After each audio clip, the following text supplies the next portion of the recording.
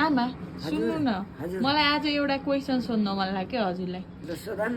हजुरको पालामा कसरी बिहा हुन्थ्यो हजुरको चाहिँ कसरी बिहा भयो भन्नु त यसो मागी बिहा हो हजुर अब यसरी हेरेर बोलेर चल्ती थिएन अहिलेको जस्तो लभ म्यारिज भन्ने थिएन थिएन केटा हेरेपछि त मारिहाल्थ्यो के गर्थे आमा थाहै थिएन त्यस्तो त हेर्ने चलनै थिएन अनि हजुरको कसरी बिहा भयो यसो भनिदिनु न हजुरबा जानुभयो हजुरबा गएर मलाई हेरेपछि हजुरबा भन्नाले हजुरको ससुराबा ससुरा जानुभयो ससुरबा जानुभएछ मेरो काम गरेको देखेर घाँस डुकु ल्याएको देखेर बेसरी काम गर्ने भई काम गर्ने रहेछ केटी भनेर मन पराउनु छ हजुर अनि त्यहाँबाट त्यो बिहा गर्नु खोज्नुभयो त्यहाँबाट आफ्नो छोरालाई भन्नुभयो अन्त आफ्नो छोरा नमानेर नमान्नु आएको अरे बा नमान्नु भएको रे बा नमान्नु आएको अरे कपाल काट्न पनि नमान्नु आएको अरे बिहामा कपाल काट्न पर्छ पर्छ नि अघि त कपाल काटेर जान्थे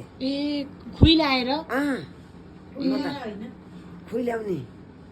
त्यतिखेर त म त कपाल काट्दै काट्दैन भनेर मान्दै मान्नु होइन आमा बा चाहिँ किन बिहा गर्न नमान्नु रहेछ त नि अलिक कमाम अनि बल्ल बिहा आराम भन्ने सोच रहेछ कि के रहेछ कसो अब ढोटे मान्छे अब आफूले अब मन पराएर हेरेर बिहा गर्न खोज्नको कि कसो अब आमा अनि बिहा भन्दा अगाडि हजुरले बालाई देख्नु भएन अनि बाले हजुरलाई नि देख्नु भएन देखेकै होइन ए सिधै घर लसी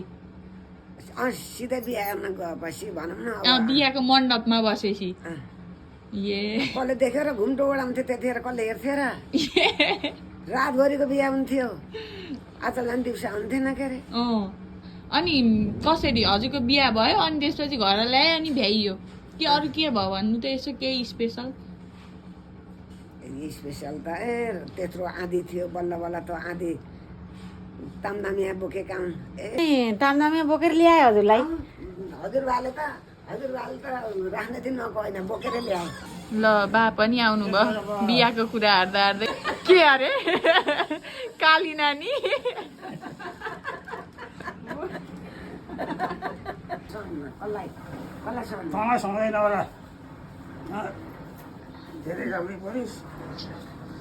बुवा आमाले त अघि हजुरले बिहा हार्न मान्नु भएन भन्दै हुनुहुन्थ्यो त किन मान्नु भएन आमालाई बिहा हार्न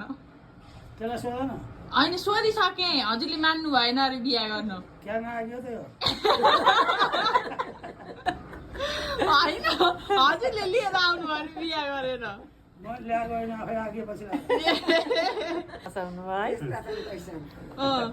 बाको जवाफ यस्तै हुन्छ के हजुर कति वर्ष हुनुभएको थियो बिहा गर्दा 3